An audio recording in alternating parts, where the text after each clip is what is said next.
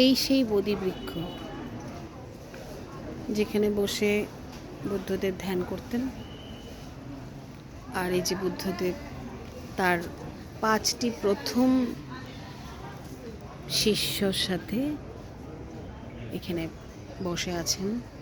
পাথরের প্রতিমূর্তি। এই যে বুদ্ধদেব তাদেরকে দীক্ষা দিয়েছিলেন প্রথম।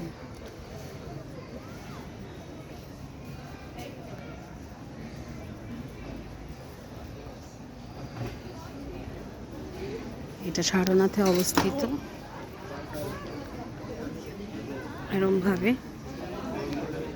একসাথে দেখাই। এই যে